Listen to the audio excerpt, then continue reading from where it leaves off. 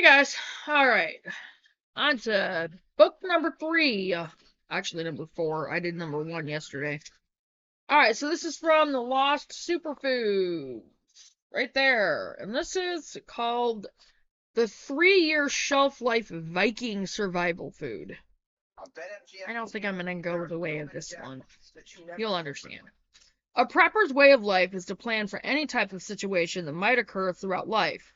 One area that's a concern for many is food. It's easy to grab the non-perishables because they, well, don't perish. However, while it's easy, it also can get monotonous to dine on canned goods after a while. And it's not healthy because there's no nutrition in them. Unless they're your own homegrown stuff. So if you were like most humans, you probably would like a wider selection to choose from, whether you were enjoying dinner at home or out on an excursion somewhere. There are limits to the preserving methods most of us know, though. Vegetables and fruits can be canned, but certain meat, poultry, and fish are often difficult to keep on hand for any decent length of time. However, have you heard of salt cod, or bacalao? Bacalao. It's a way to store fish for longer, years even, without it going bad. Whether you purchase your fish at a local market or catch your own, it's healthier. You will no longer have to use it all up in a day or two before throwing it out. Bacalao is fish which has been cured through a dry salting method. Drying foods is the oldest method of preservation in the world. Dry fish was being made about 500 years ago by the Vikings and is still popular in Norway today. Basque fishermen were seen by explorer Jacques Cartier when he discovered the mouth of the St. Lawrence River and gave it to France, in what is now Canada. The explorer noted that they were cod fishing. The Basque fishermen would bring cod home across the Atlantic from the rich fishing grounds off the Grand Banks. Within a couple of centuries, the technique had been picked up in Portugal, Spain, France, and the UK. Atlantic cod had become a staple food in those countries. Salt cod became a vital item in trade between the New World and the Old, thus making it a portion of the so-called triangular trade. For hundreds of years, fishing villages in Norway produced dried and salted cod from cod fisheries. These villages were centered around the area that is now occupied by the village of Rhine. Reine. Prior to the collapse of the Grand Banks and the other stocks due to overfishing, salt cod was exclusively from Atlantic cod. Since the overfishing, bacalao can be derived from other whitefish. Some of the more common whitefish that you can use to make bacalao are flounder, pollock, haddock, swordfish, tilapia, halibut, and of course cod. Hang on, guys.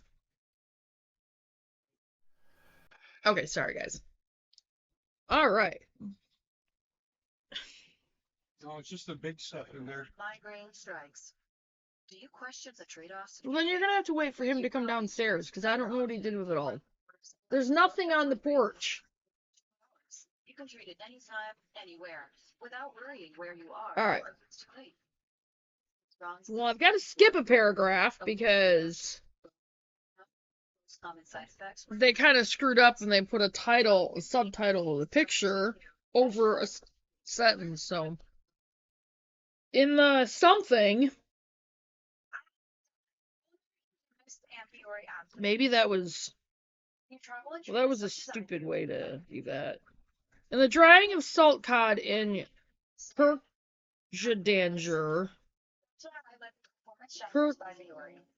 Perjusanger, often called salt cod because that's the fish it's most associated with, but it can be made from almost any non-oily white fish. Someone found that adding salt made the drying process more effective. Drying preserves many nutrients, and the process of salting and drying fish is said to make it tastier. Salting became more affordable during the 17th century when cheap salt from southern Europe became available to the northern Europe nations. Salting could be done by the fisherman or his family. The bacalao can be sold whole or in portions, and with or without bones. Then the finished salt cod can be transported to market, where it then became a major part of the diet. It even became a staple item for the Catholic nations for Lent or Meatless Fridays. Hang on, guys. We can get you some help. Traditionally, the fish was dried on clean rocks or cliffs or on wooden frames. It was dried by the wind and the sun near the seaside. Today, modern production of the salt cod is mainly done indoors and with electricity. If you're going to dry your fish the traditional method, it may be a good idea to wrap it with a screen or fine mesh to prevent insects and flies from getting... to keep insects and flies off of it. The way they had it worded to prevent insects and flies off of it. Grammar. Although it should be too salty for insects to do it much damage anyway. There used to be different qualities of grade of the bacalao for purchase. Bacalao, sorry. The best grade was called the Superior Extra, then to Superior Imperial, Universal, and then Popular. There's still some products made of the superior quality. If you are obtaining the superior quality of bacalao, then the fish has been line caught so you know it was still alive, where if it was caught with a net, then it may have already been dead when cleaned to be salted. The superior extra grade will be bled while alive and then beheaded. Then it is cleaned, filleted, and then salted. The superior extra will sometimes be salted twice with a rest period between to increase the flavor. The lesser grades of bacalao may be frozen before salting or even injected with a saltwater solution. Even today, bacalao is used around the world to create popular dishes, such as in France and Spain, where they used to make it brandade, which is a creamy spread created with salt cod and olive oil, and then it is served with bread or potatoes. In Portugal, they use bacalao to make savory stews. In Europe, the salt cod is served in a variety of ways, such as in casseroles, croquettes, or even breaded and then deep fried. Some parts of the world serve salt cod for breakfast as part of a casserole with eggs. Gross. In Bermuda, it is served with avocados, potatoes, bananas, and boiled eggs in the traditional codfish and potato breakfast. In many of the European celebrations, it is served as part of the celebration of the Christmas Vigil. In some parts of Mexico, it is served for Christmas dinner by frying it with egg batter and then simmering it in a red sauce. There are all kinds of options to prepare this Viking dish to your taste. You can even cut the fillets to be prepared in various sizes and leave them whole or even cut them into strips or chunks. Fortunately, the process of making the bacalao is quite easy. It is a bit time-consuming, though, because it takes a week or two. The good news is that most of the time is simply waiting for it to dry out. The actual process takes very little time and prep work. If you use your own fresh catch, then you will need to behead and eviscerate or gut the fish. You can even do this step while still in the water. Then you will need to cut it into the desired fillets that you want. First stage of making salt cod.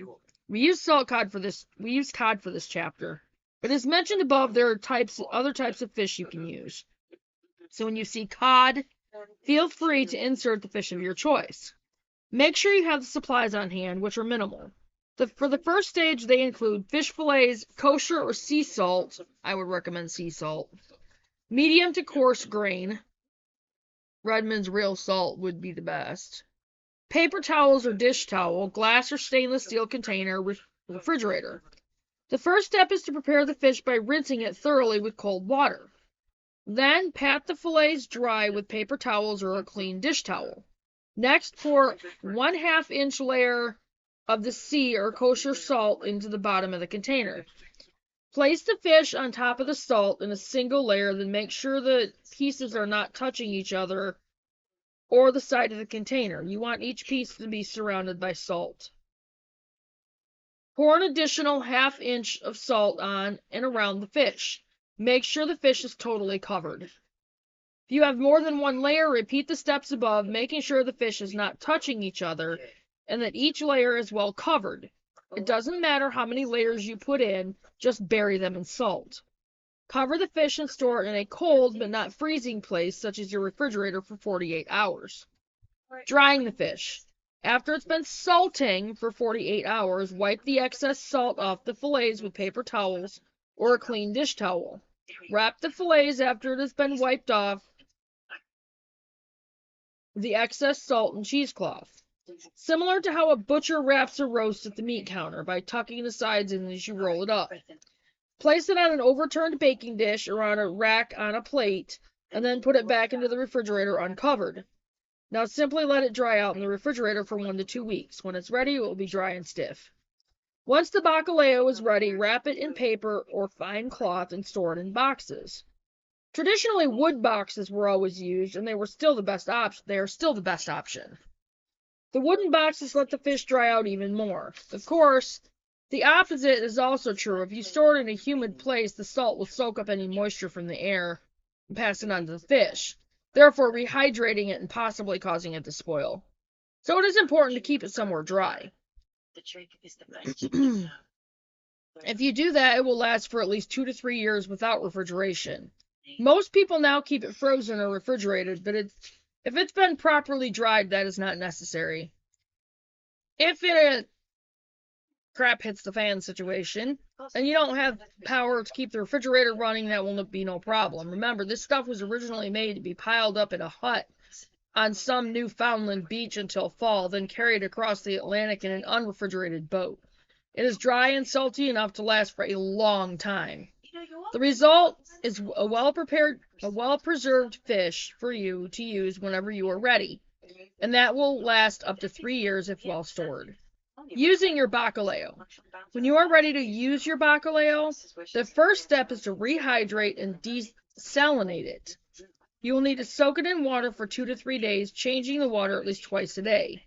This will rehydrate the fillets as well as remove most of the salt.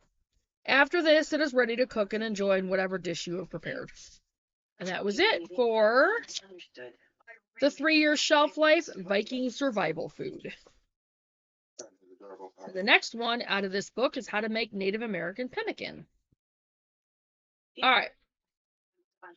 There we go. And I will get off from here and get this one up there. And I will see you guys in a little bit. Next video. Bye, guys. I'm not sure